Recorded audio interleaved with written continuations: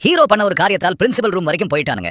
Principal கடுப்பாகி வார வாரம் இந்த பிரச்சனை என்னோட டேபிளுக்கு வந்துட்டே இருக்குன்னு சொல்ல, அதுக்கு தாத்தா இவ்ளோ பெரிய ஸ்கூல்ல பிரச்சனை வருதுன்னா கொஞ்சம் சகஜம்தான் சார். பிரின்சிபல் இந்த ஸ்கூல்லயே எனக்கு இந்த 4 பசங்களை தவிர வேற எந்த பசங்களோட பேரும் தெரியாது. அந்த அளவுக்கு செம பெர்ஃபார்மன்ஸ் பண்ணி வச்சிருக்கீங்கன்னு கடுப்பாகி, இப்ப படிப்பாளி கிட்ட நீ போலீஸ்கார பையன், அப்படி இருந்தும் ஷர்ட்ல ஃபர்ஸ்ட் ரேங்க் பேஜ் குத்திருக்க. அது அப்படியே இருக்கணும்னு ஆசைப்படுறியா இல்ல தூக்கி கழட்டி போட ஆசைப்படுறியான்னு கேக்குறாரு.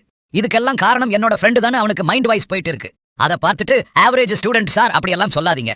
எல்கேஜில இருந்து என் கூட தான் படிக்கிறான். இதை கேட்ட பிரின்சிபல் இன்னும் கடுப்பாகி, அப்போ சீனியரோட அப்பா சார், இப்படியே பசங்களை விட்டீங்கன்னா நாளைக்கு பெரிய ரவுடிகளா ஆயிடுவாங்கன்னு சொல்றாரு. பிரின்சிபல் சார், 20 நாள்ல எக்ஸாம் இருக்கு. அது மட்டும் இல்லாம சின்ன பசங்க மேல என்ன சார் கேஸ் போட முடியும்? பேசாம 500 ரூபாய் ஃபைன் போட்டுருவோம்னு சொல்ல, அப்போ அந்த ஆவரேஜ் ஸ்டூடெண்ட் சார், அப்போ வினைக்கு மட்டும் எதுவும் சொல்ல மாட்டீங்களான்னு கேக்குறான். பிரின்சிபல் டென்ஷன் ஆகி, +2 கிளாஸ் படிக்கிற சீனியரை போட்டு அடிச்சிருக்கீங்க. நீங்க எல்லாம் சின்ன பையங்களாடா, இது உங்களுக்கு எல்லாம் கடைசி வார்னிங்னு கத்துறாரு. போலீஸ்காரர் என்ன சார் சொல்றீங்கன்னு கேட்க, பிரின்சிபல் பெருசு பண்ண வேண்டாம், 500 ரூபாய் ஃபைன் மட்டும் போடுவோம்னு சொல்றாரு தாத்தா. சைக்கிள் கேப்ல சார் கையில இவ்வளவுதான் இருக்கு, இதை வச்சு அட்ஜஸ்ட் பண்ணிக்கோங்க சார்னு சொல்லிட்டு பசங்களை அங்கிருந்து எஸ்கேப் பண்ணி விட்டார். பசங்க எல்லாம் சேர்ந்து ஃபீல் பண்ணுவாங்கன்னு பார்த்தா ஜாலியா ஐஸ்கிரீம் சாப்பிட்டு நெக்ஸ்ட் அந்த சீனியரை எப்படி பழிவாங்களான்னு யோசிச்சுட்டு இருக்காங்க.